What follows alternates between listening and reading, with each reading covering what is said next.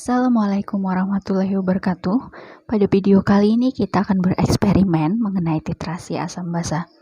Kadangkala terdapat zat tertentu dalam suatu larutan yang perlu kita ketahui kadarnya untuk berbagai keperluan. Misalnya zat tertentu dalam obat, makanan, zat pencemar hingga bahan baku dan produk industri. Salah satu cara menentukan kadar zat dalam larutan adalah menggunakan metode titrasi atau dikenal dengan metode volumetri, yaitu menentukan kadar zat dalam larutan berdasarkan pengukuran volume.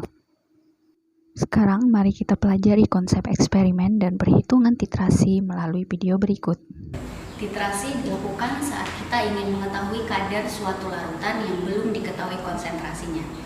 Dalam eksperimen ini kita akan mengetahui konsentrasi dari asam klorida atau HCl, di mana asam klorida ini kita masih belum mengetahui berapa molaritas dari larutan tersebut. Dalam titrasi kita menggunakan larutan standar yang disebut dengan titran. Pada eksperimen ini titran yang kita gunakan adalah natrium hidroksida dengan konsentrasi 1 molar. Titran yaitu adalah natrium hidroksida dengan konsentrasi 1 molar akan kita letakkan pada buret yang sudah digantung pada statik dan klep. Buret ini memiliki volume 50 ml, di mana titran ini kita sebut pula sebagai larutan standar.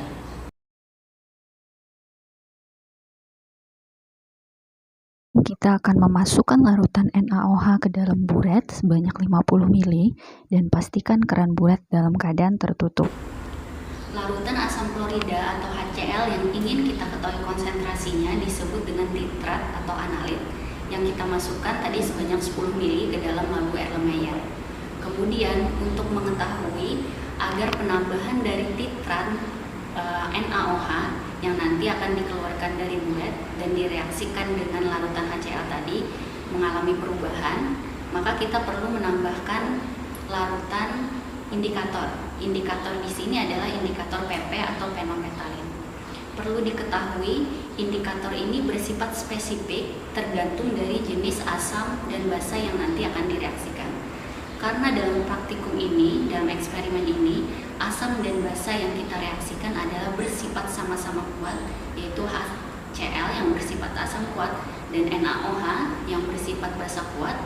Maka indikator yang sesuai dengan trayek perubahannya adalah indikator PP atau indikator fenometalin. Indikator PP yang ditambahkan sekitar 2 hingga 3 tetes, yang mana indikator ini merupakan asam lemah atau basa organik lemah.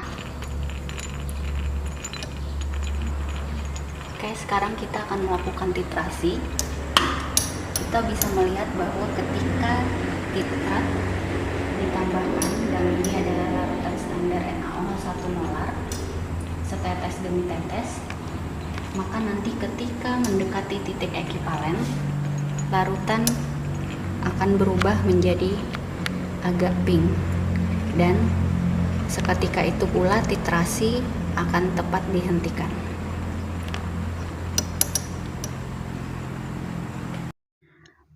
Penambahan larutan standar ke dalam larutan analit dilakukan sedikit demi sedikit sampai terjadi reaksi sempurna yang disebut dengan titik ekivalen.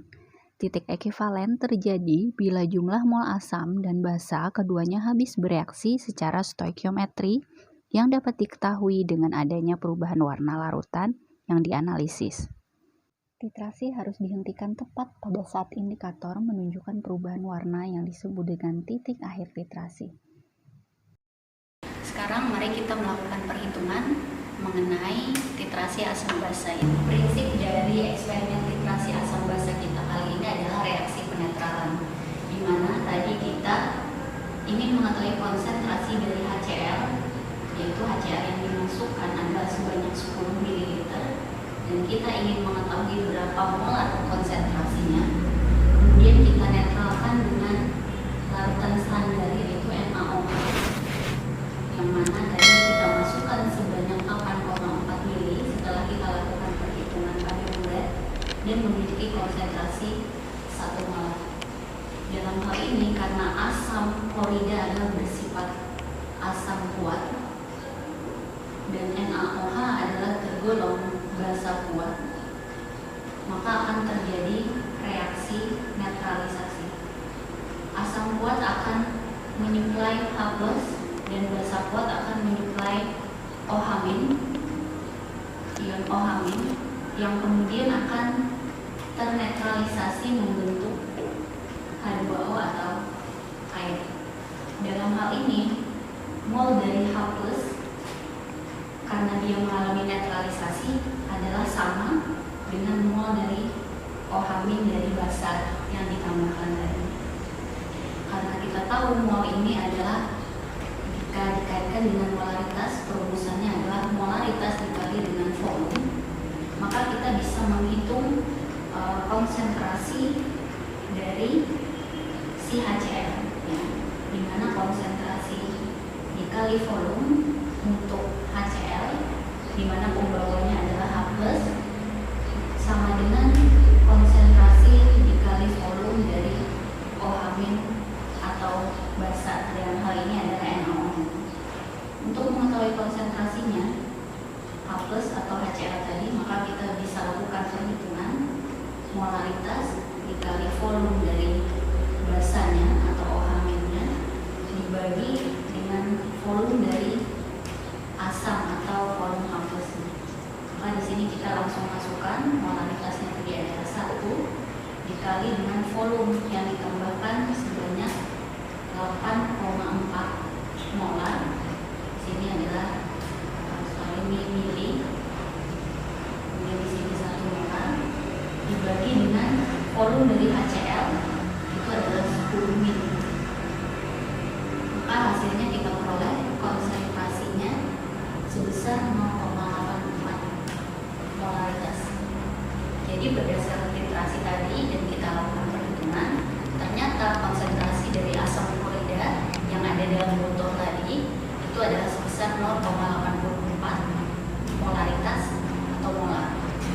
Kita sudah melakukan perhitungan dan kita juga sudah melakukan titrasi mengenai asam dan basa, di mana larutan asam basa yang kita gunakan dalam eksperimen ini adalah asam kuat, yaitu HCl yang sudah kita ketahui konsentrasinya, yaitu sebesar 0,84 molar, yang dinetralkan dengan basa kuat yaitu NaOH 1 molar. Demikian video kali ini. Jangan lupa setelah ini kalian membuat list pertanyaan terkait prinsip dasar titrasi serta prosedur apa saja yang perlu dilakukan dalam eksperimen titrasi kali ini. Demikian, semoga bermanfaat. Wassalamualaikum warahmatullahi wabarakatuh. 갑자기 내게 나타나준 너